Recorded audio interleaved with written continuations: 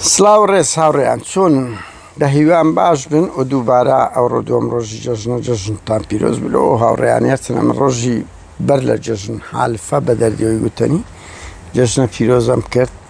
هاوڕێیان هەندە دیاردە هەیە لە ناو کۆمەلگای کوردی زۆر قێزەوەنە، بەڵام بەر لەوە با من یەک سەرنج بدەم بەڕاستی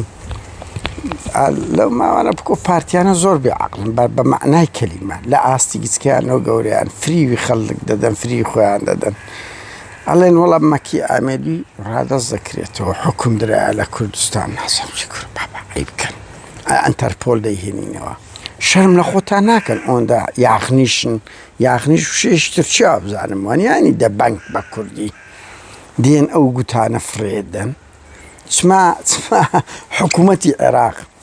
کورە نەکەر ئەو بە ئەو نمونەژنە ئەو زەجە گەورە لەسەر سوید و فیلەندا کرایە ئەو تورکیا بەهێزاخ تورکیا وڵاتەکە سەری مەکە ئێمە دژی ناو ئەردۆغانمایە، بەڵام بەمانای وشە وڵاتەکی بەهێز و کاریگەرە لە منتیقەکەی زەخت لە هەموو دنیا دەکاتن. یەک وڵاتی ئەوڕۆپی هاوڵاتیی خۆیان کە جنسی هێبی تەسلیم نەکرا گەل خۆینە پارتی بەنگۆم مەکی ئامێدیان ئێمە وەردەگیرێنەوە کە لە سەمەش زۆر وەدەگۆدرێ بە ئەنتەرپۆل دەتاهینەوە نەک وەزیری ئەوە بەرهەم ساڵە و سەرۆک وەزیرانی عێراقشتان لەگەڵ 200 شکایەتیشمان لەکنبی بەخوا ناتان گونی سەگەکەی من و پشیلەکەی مەکی ئامێدی بگرن باشە ئەنیە منەوە بە ئستفزازەوە پێتان دەڵێم هەرچە هەبی دەتوان نێرە شکایەتمان لێ بکەن. ئەوە دەستور و قوانینی ئەو وڵاتانەیە هەتاوانەی قامەشیان هەبی کە پەنایان بۆ بردیە بێ واز لەو یاغنیش و دەبەنجێ خۆتان بێنن. هەر یەکە گویان گوت لە درۆژ چەواشە جەماوەرەکە خام پێ تابیە دەکەن ئەزان لە ئەوروپامان لێ ڕزگار کردنیە تەقریبەن ناوێنن جوڵە بکەن و ئەو کاریگەری ئەوە ڕەوەندی کوردی زۆر بووە وتە دەسرا و قسە هەلاق و بەلاقان دەکەن. هاوڵیان دوو دیاردێککە من دەمەوێت قسە و باسی لەسە بکەم. یەک ببوورن قاوەیە ئاوڕیان بەغەڵەت تێمەگەن. ئەوە برادەرێک دەیگوت ئەزبی شوعیب دەگوت هەفتەیەک ئەوەکمان دانیشتنەکمان کرد ئەوە لەتیف ئەڵماتی شاعیر ڕەنگبی ئەوە بی وتی دانیشتی بووین هەبوو دەی خواردەوە وتی ئەو لەتیف ئەڵمەتە فەقیرەی لەبەرەوەی کابرایشی متەدەینە هەتا تەواو ببی پسێکی لە دەستگرت لە ترسە لە دەستەکە ئالەزاز نمایش بکە بڵێ ئەمن نەم خواردەوە ناخۆم و ڕاستە لەو مەجلیسە. بەهەرحاڵ هاوڕێن کەەوە دیاردەیەکی ئەوە نییە. جوێندان بابینە سەرێ جوێندان هەمومان منتەهین دیاردەیەکی زۆر قێزەوەنە کەس بڕوا ناکەم تەئید بکە، بەڵام بە بەرنامە ئیش دەکرێت و ئەمەم بە دەیان جار کەسی زانکۆ مامۆستای زانکۆ تەڵەبەی زانکۆ دەرچووی زانکۆ کورە هەموو پلەکانم دیتیە بە تایبەتی لە پارتیەکان بەڕاستی گوێن بە دایک خوشکمان درایە بە ژنمان درایە بە ئێمە درایە زمانی سەجادە مەبەست ئەوە نی هەمومان لە جادە گەورە بوونەوە و گەمەمان کردیەوە ئەو زمانە هەیە کە جوێن بێگرن ئەوە ئاستەشی زۆر نزمە لەنا سۆسیال میدیا لەبەر ئەوەی سۆسیال میدیا دوو کەس نییە. سۆسیال میدیا مەسەرەن ئەم لە بۆ نییە پەیجی ئێمە مانجی وا هەیە 2 ملیۆن کەس سەیری دەکات یعنی تو پۆستێک دەکەیت 50,000 لە 500,000 کەس دەڕوا بدێ و دەڕوا پاشا و خەڵکە دەخینتەوە بە جددیمان شتێکە فرێدێ ناو کۆمەلگا پەیج تۆ پۆستێک دەکەی بزانە دایکت خوشکت برات باوکت دەبینیت چ لەزت چ شتەکە تو ئەوی فرێدێ ناو کۆمەلگا وەکو تەلەڤیزیۆنە خۆ هیچ فەرقی نییە هەموو خەڵک دەبینێت بە ئەو دەمینا دوایە دەبینێت. دوو لۆ بە جوێندان ململ ئەمە هاتین خەڵکی ئۆپۆزیسیۆنین ڕەخنەگری ئەو دەسەڵاتین ڕەیەکانی خۆمان بە ئاشکرا لە بەرامبەر هەموو فکر و دەسەڵاتێک دەردەبڕین بە زمانێکی مەدەنیانە کەس هاتیە هەداتان دەگەم ڕۆژێک لە ڕۆژەم بڵێ سوکایەتی بەو فکرەی کردیە کەسێک هاتیە بڵێ قادر سوکایەتی بەو ئاینە کردیە بەڵام کاچی من دژی ئاژەڵ کوشتنەوەم بەنمونە لەو ڕۆژانەوەم کردی لەبەر چاوی مناڵ ئەگەنا من ئەزانم تا ئێستا لەو 8 ملیار بەشەرەی ڕەنگ بی 7 ملیار و 900 میلیۆنی بەس گۆشت دەخوا ئەگە 100 میلیۆنێکی گۆشت نەخوا خۆی بکوژێ بنمونە ئەو دیاردەیە لەوەتی ئەزەل هەیە دروست بووە ینی پێ ئەوەیەکە بەڵام من ئەڵێم چێژ وەرمەگری ئەوە مانایەوە نییە دژی ئاینی ئیسلام بە قوربان خۆ ئەگە ئەو سەرنجەشم هەبێ برایەکی مسلمان دەکرێت گفتوگۆم لەگە بکات لە بڕی ئەوەی 100 پێک لێدە بڵێت تۆ کافری تۆ ملحیدی تەواو هەموو شتەکانی ما هەموو شەو قوربانی و تێخۆشان یعنی تۆ کوڕێک کۆمنتێکی جوانیش دەگە وەرە پارتی وشتی ڕزگار لە دەستیان ڕزگار کە عەدالەتی کۆمەڵایەتی دابین بکە بەو بەهەشت دابین بکە بەس هەندێک لە ئیسلامیەکان یەک سەرنجیان نەبی شەت لێ دەدەن ئێ باشە بۆ براکەم ینی بۆ ئەمینەیەک دوێنێ یعنی ئەمینە ئەو هەموو خەباتی لە ئەوروپا کردیان کاتێک ئەڵێ دەوڵەتی ئیسلامی بربەری داعش باشە لۆ دژایەتی ئیسلام هەمووتان بە سەدان حەرەکاتی ئیسلامی زدی داعشە ئەڵێ ئەو بربەریەتە باشە ئەویش ئەنی حەقیتی تۆ ئەگە داکۆچی یان دژی ئەردۆغانی ئیسلامی ئەردۆغان بانگەشەی ئیسلام دەکات کاکە بەڵام لە پەنا ئەوەی بە ملیۆنان کوردی کوشتیە و قەتل و عام دەکرێ و ئازاری هاو ڕەگەزەکانی خۆت دەدرێ ناکرێ ئەوی دووشەی ئیسلامی گوت ئێوە لە دوی بڕۆن بەڵام هەزاران تاوانی لە بەرامبەر هەتا گەلەکەی خۆشتان نەبین چ ئەوەیەکە ینی ئەتوو خۆ سەدامیش کە کوردی قەتل و عام کرد هەر بە ئەنفال کردی هەر بە ئیسلام کردی ناکرێ ئەوی بانگەشەی ئەوەی کرد سووریا ئێران دەوڵەتێکی ئەوەیە بۆیە شەرم بکەن هەندێک دووش وەڵی بە ئەمن هەندە ڕەخنە هەندێک لەو برا ئیسلامیان دەگرن دێنە سەر شتەشی بچوو گەورە دەکەن ئەی بەس وەڵی درۆی دەکەن یەک لە ئەوروپا بابێ وەرە هەر یەکە کەیسەچی تەقدیم کردوی درۆی کردیە معنی بەڕاشکایی بڵێن کەس بە هەمیان درۆ دەکەن کە کەیسەکان تەقدیم دەکەن تا ئەم بەجەم شەملاتی ماوەتە بەرەباد ماڵی خەزورم بەر لە من هاتن خێزانمیان هێنا دوای 3 مانگ 6 مانگ ئەم نیشاتمە ئێرە ئێوە نەبوو ینی من بەڵام ئەمنیش بەهاتمە دەبایە کەیسێک بڵێم هەندە درۆی بخەمە سەری ئەوە درۆی لێزە نییە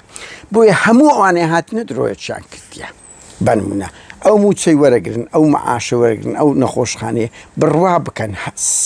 بەشێکی گرنگی پارەی ئەو شتانەیە کە لە ئاینی ئیسلام ینی حرامە و بە تاوان ئیسابە ڤین ئارەق هەندێک وڵات مەسەڵەی جامخانەی هەیە داخلیکی نازانم سەدان لەو شتانەیە کەتی وەچی گەزۆی دەخوا هەزار فرت و فێریش دەکەوە مانگانەش دەبی بچی شتێک پڕ بکاتەوە ئەوانەیە سۆسیالن بڵێن ئەما کەتینە دوو ئەوەی ئەو ئیشەمان کرد هەندێک درۆی ڕێز بکات تاوەکو مەعاشەکەی پێ بدرێت ئەوەتان لا نۆرماڵە بەڵام یەکێک دێت سەرنجێکی خۆی ئەگەر لەسەر شتێک دەرەبڕێکە لەگەر بیر و بۆچوونی ئێوە دەرنەبڕ ئەو کافرە لە کوردستان لە شەرق لە هەموو دنیا هەرچی زانست و تۆپ هەیە زانستی تەکنەلۆژی تۆپ هەیە ئی ئەو ملحیدانەیە کە ئەنگۆ پێیان دەڵێن وەرە هەلەک نەخۆت سیرکە 100 تا 90 جلک تێدەگەی مۆبیلت کورە سەیارەت کەرەسەی ناوماڵت هەمووی ئەوروپیە لاتان زۆر ئاساییە بەکاری دەهێنن بەس یەکێک بێ سەرنجێکی جوان لەسەر ئینسانی بوون دەرببڕێکەمە بەسەر شەت بەچوو تا ئەو زدەوە کاچی من کووا دەکرێت ینی بەڕاستی کووا دەکرێت ئەتوو هەموو شتەشی پۆزەتیف لۆ خۆت بەکاردێنی کەسی یەک گوشە ئاینی ئیسلام 1400 ساڵە هەزاران فکر قەناعەتەکی خۆی هەیە تخوا بە قسەیەک دەترسن بە جددیمە کەسێک ڕەیەکی خۆی دەربڕی دوای ئەوە من حەقم لەسەر خەڵک نییە من بقۆم ڕێزم لە هەموو ئاینە گرتیە وقت ناچمە ناو ئەم بابەتانە ئیشی من نییە ئیشی من فۆکسی من لەسەر مەسەلەی کار و چالاکیە بەرحاڵ پارتیوێکی دیگەن چەند ساڵە جوێنمان پێدەدەن پاشە کشەمان کردیان گەرمتر بووین یان تووڕەتر بووین بەهێزتر بووین چستانی سفادە کرد چ کەلتورێکە دایدەهێنن قوتابخانەی بارزانی تاڵە من نەزانم مەسەڵەن بارزانی لە 6 سارەوە ئەو داهێنانەی کرد بوو کاتێککە جیابنەوە بود کاکە ئەو فشەیە بڕۆن جوێن بە دایک خوشیان بدەن کۆمەلگای کوردی لەوە تێدەگا نەوەک لەوەی گفتوگویان لەگا بکرێتم تا ئێستاش بۆ 100 بارەی دەکەمەوە مەسعود و مەسرور لە پشت ئەو حەجمە ئەرهابی و زمان پیسێدانە لە بەرامبەر خەڵک دەکرێت. تحەدا دەکەم ئەگەر مەسعود و مەسرور بەخۆیان تەوجیهات نەدەن بە سوسیال میدیای خۆیان کە کوو بن کە هەر یەکیان کە ئەو جارە مەسرور بازان هیچ شەرمی نەکرد گوتی میدیای سێبەرە بنێ. ئەدی باشە کوردستان 20 سال چ بوو؟ ئەدی مەسئولی دەستگای وشە لەوێن کۆمەڵێک لەو پەیام نێرانەی کە لە تونزیک بوون چ بوون؟ یعنی قابلە چی ئەندامی ئەوەی پارتی دیموکراتی کوردستان بوون؟ قەزم دەیان پەیجی زبرخانەیان هەیە جوێن و تەوهین بە هەموو ئەو دەنگە ناڕەزایەتیانی خۆیان دەدەن. هەر ئەوەیە حزب ئێستاکە لە هەشتاکان لە شێستەکان لە ئەفتاکان حزب کادیری خەڵکی پەروەردە دەکرد. فێرە ئینسانیەت بڕوا بکە لە هەشتاکان لە جیلی ئێمەمانان شەرم بوو ئەتو 56 کتابت نەخینتەوە. یعنی کتاب بەبەر نەدەکەت. هیچ ئەوە نەبوو. خەڵک خۆی تسقیفە کرد. هەرچی حزب بوو بە پارتیەکانیشەوە ها خەڵکییان تێدا بە قوربان. حزب پارتی ئەو شوعی و یەکێتیان هیچ یعنی کۆمەڵی ڕەنجەران. بەڵام لۆ ئێستاەوەی لێ هاتیە. 30 ساڵە بەس پێمرێ دەورەی کادیرانی پارتی وشێتی چ فێرە خەڵک کرایە. لە هەموو ئەوانە گرنگتر هاوڕێیان. هەڕەشە وەڵی من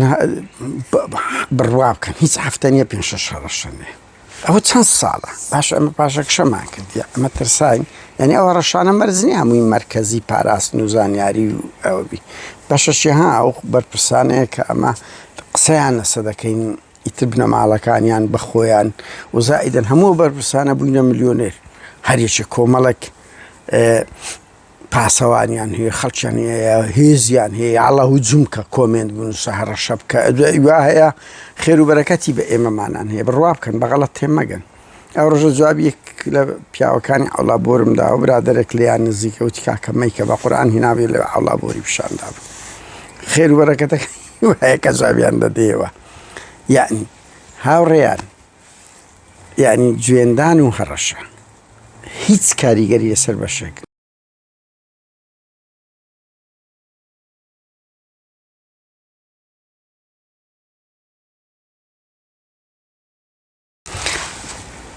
بۆیە هەڕەشە یان سوودتانێت وەڵی زیاتر گرتە ببین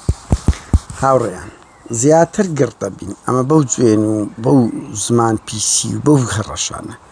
یعنی ئینسان هەموو شتێک تاقی دەکات و کاتێککە دەبینی کاریگەری نایە دەبی بگۆڕێ یان ئێستا شتێکی پۆزەتیڤم بەڕاستی بڵێم ماڵی مەسعود بارزانی بنەماڵەی کوڕەکانی مەلا مستەفای هەوڵی کوشتنی مەکیاندا پای کۆتیان کرد با و نمونەیە بێنین وەکو نمونە هیچ نەما ئێستا سولات بارزانی هاتە شکایەتی بکوت شتێکی باشە یعنی دەبی حزب وابی کەس وابی تا وەرە ڕێگای دادگامان لێ بگرە وەرە ڕێگای دادگامان لێ بگرە حزب دەبی بگۆڕە کە دەبینین کە ئەو کابرای هەر ناگۆڕیانە وەسیلەیت کە بەکاربینی شەخص باشە وەڵاهی ئەو ترس و ئەو جوێندانە گرترمان دەدات. من ئەوڕێنە پۆزەشم بۆ هەندێکی خەڵکی برادەری هاوڕێی منیان زۆر هەراسان کردووە هەراسان کردووە ینی دووش ئینسان هەندە جار دەخوێنتەوە زۆر پێ تێکەچی ئاستی کۆمەلگای کوردی کوگەشتە ئەو ئاستەی ئەو هەموو خەڵکە کە هەیە ئاستی بەرزە دێ جوێن دەدا تەوهین دەکا یان زمانی هەتا دەربڕین کاکە لە زیاتی ئەوی بڵێ درۆی دەکەی برێ ڕاست نییە یعنی بەش ئەوەی چەند خۆش ئەتوو فەیسبووکێک دەخێ و دەبینی هەموو گفتوگۆ دەکە بە مەبدە ئەم لە بەوە منێ دەیان کۆمنت کورە سەدان کۆمنتی خەڵکی سادە ئیسفادەم لێ کردی هەم ئیسفادەی لێ دەکەم بە خەوانەی خەڵکی پارتیایەشێتە کۆمنت دەنووسن هەندێک جار زۆر خۆشە ئەو دیالۆگە هەبیت ئەو زمان هەبی کاکەمە لێرە وابووینە من دیمە لەنا ئەو پەرلەمانی سویدی یعنی دەبۆتێ هەموو کەس بستە ژۆرە پێویست ناکان دەبڵێ ئەو پەڕی تون دوو حزب ئەوە بوونە هەردوایوی دوو پەرلەمان چون پێکەوە لەسەر ئەوەی دانیشتی قەنەف ئەوەی قاوەمان پێکەوە خوارد یعنی ئەو چەند خۆشە ئەو دنیای بێتە ئاراوە لە ناو کوردیش تۆ باوەڕی ئیسلامی تێ وەرە کاکە وەرە باوەڕەکەی خۆت تەعبیر بکە بەو فاکتەکانی خۆت تەڕح بکە ئەوە کۆمەنیستە ئەوە چەپە ئەوە لیبراڵە ئەوە قەومیە بڕۆ کاکە وەرە بەو زمانە دیالۆگە قسە بکەین لۆ بێین تەوهیم بکەنیان هەڕەشە بکەنیان شەتب ئەی هاوار من هاوڕێی ئیسلامیم هەیە دە بەقەدەر هاوڕێ چەپەکانی خۆم خۆشم دەوێن مرۆڤ گەلێکی زۆر پاک و دڵسۆزن